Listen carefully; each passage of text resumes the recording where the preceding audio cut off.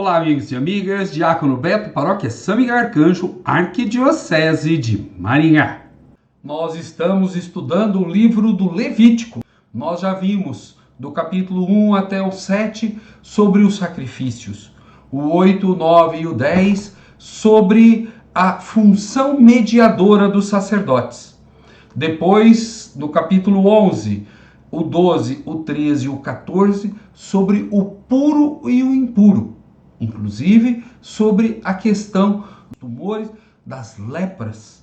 E hoje, no capítulo 15, nós vamos ver sobre as impurezas sexuais. Mas antes de começarmos nosso estudo, invoquemos a Santíssima Trindade. Em nome do Pai, e do Filho, e do Espírito Santo. Amém. Naquele tempo, a questão sexual tinha tabus e aspectos religiosos. O povo judeu conseguiu eliminar parte dos tabus e valorizar os aspectos religiosos. O principal deles é que o sexo é através dele que você tem o início da vida. O sêmen, semente, aonde o homem joga a semente na mulher e de lá nasce uma vida, assim como os animais também. Se ao mesmo tempo tem esse aspecto sagrado que possibilita a geração da vida, do outro lado, no parto, sai sangue.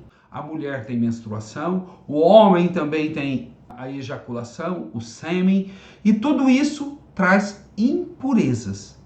Tudo aquilo que sai do corpo do homem é impuro, inclusive aquilo que pode dar a vida. Então, dentro desse aspecto de impureza, eles vão ter regras. Se você ainda não está inscrito em nosso canal, se inscreva e juntos estudemos a Bíblia. Pegue sua Bíblia, Levítico capítulo 15. É um capítulo de 32 versículos dividido em duas partes. A primeira parte, as impurezas sexuais do homem. A segunda parte da mulher e depois uma conclusão. Quanto às impurezas sexuais do homem, começa assim: Yahvé falou a Moisés e Arão. Nós já vimos que isso tem por objetivo dar uma credibilidade muito forte ao texto. Mas o texto foi escrito no período pós-exílico. Algumas coisas podem ter sido antes, mas a redação final é no período pós-exílico, após o ano 536 a.C.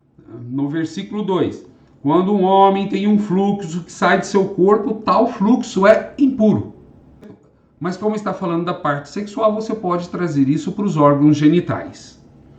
Enquanto tiver o fluxo, a sua impureza consistirá no seguinte: quer a sua carne deixe sair o fluxo, quer a retenha, ele é impuro. Saiu lá um tumorzinho, um pelo encravou, qualquer coisa, ele está impuro. Todo leito que ele tocar fica impuro.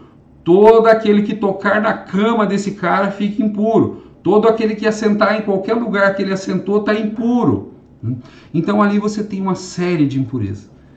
Isso, gente, até me lembra quando eu era novo e a gente andava de ônibus para ir às vezes para o colégio ou para a universidade. E aí tinha uma pessoa de idade, você oferecia o lugar e ela esperava um pouquinho o assento esfriar para sentar. Porque enquanto está quente você pode pegar alguma doença. Então, é coisas que nós carregamos lá de trás. Esse povo também. Inclusive no versículo 9 fala assim: toda cela sobre o qual viajar este homem ficará impura. Ou seja, eles não tinham cueca naquele tempo. Botava as nádegas lá e ia para o cavalo e aí deixavam uma freada. O que acontecia? Aquilo tornava impuro.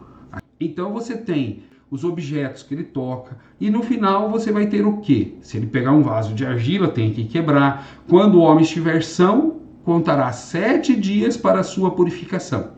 Deverá lavar as suas vestes, banhar o corpo em água corrente e então ficará puro. Olha só as normas de higiene. Naquele tempo não era muito comum se tomar banho, não. Passava meses sem tomar banho. Então ele tem que fazer o quê? Lavar as vestes, ele aí usa sabão, ele tem que tomar banho, se lavar em água corrente e ele está puro. Normas de higiene. Vocês lembram que nós falamos? Que o puro e o impuro tem muito a ver com higiene e alimentação?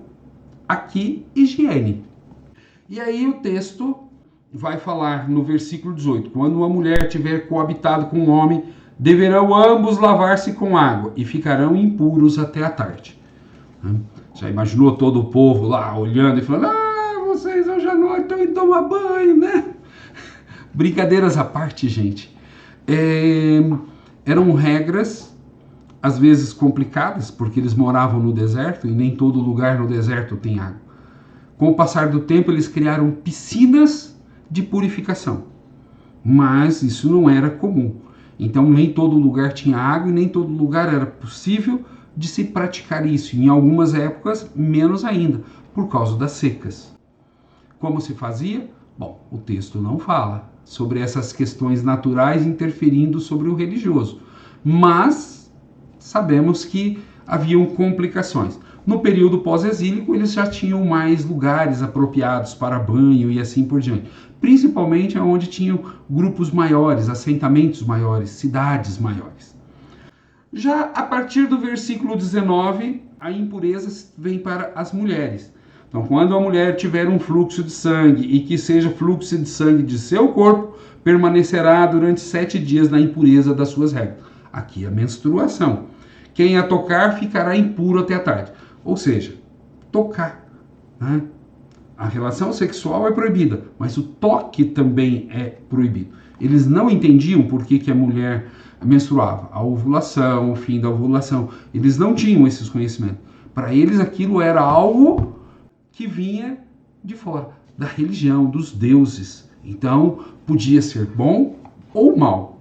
E aí vem a mesma coisa. Se alguém sentar onde ela sentou, se alguém tocar no objeto, se alguém tocar nela. Isso vem até o versículo 27. Qualquer um que fizer qualquer dessas coisas fica impuro, tem que ir lá banhar, lavar roupa, fazer tudo. Tem que esterilizar tudo. E no versículo 28, quando ela estiver curada do seu fluxo, contará 7 dias e então estará pura. No 8º dia, tomará 2 rolas ou 2 pombinhos e os trará ao sacerdote, à entrada da tenda de reunião. Ou seja, como ela se tornou impura, ela precisa fazer essa religação com Deus.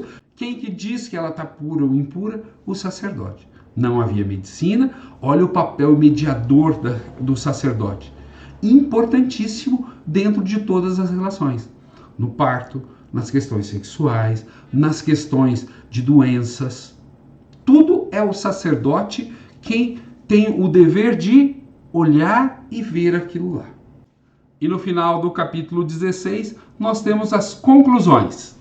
Advertireis os israelitas a respeito de suas impurezas para que não morram por causa delas, contaminando a minha habitação que se encontra no meio. Esta é a lei a respeito do homem que tem seu fluxo, daquele que se torna impuro devido à emissão seminal, da mulher quando da impureza das suas regras, a respeito do homem ou da mulher que tem um fluxo e a respeito do homem que coabita com a mulher impura. E aí você finaliza essa parte. De um lado, sagrada, de outro lado, carregada de um preconceito de impureza, próprio de um tempo que não se tinha conhecimentos científicos e que a religião dominava tudo, e próprio de um povo que sempre quis se diferenciar dos outros por hábitos de higiene. O que Jesus fez com a mulher que sofria muitos anos de hemorragia? Ela tocou e ele a curou. Olha só, Jesus muda essa concepção. Por isso que nós não temos que ficar olhando detalhes disso. Nós temos que entender que existia e falar assim, ufa, superamos. Hoje, a mulher que está menstruada pode ir para a missa, pode comungar, pode estar pura. Porque o que vai torná-la impura não é isso, mas são os pecados que daqui para lá saem, as atitudes que ela vai fazer no seu dia a dia. No nosso próximo estudo, nós vamos olhar sobre o grande dia da expiação para finalizar essa parte do puro e do impuro. Ou seja, uma vez por ano todo Israel se reúne na festa do Yom Kippur para expiar os seus pecados. Sigamos juntos! Paz e bem a todos e a todas!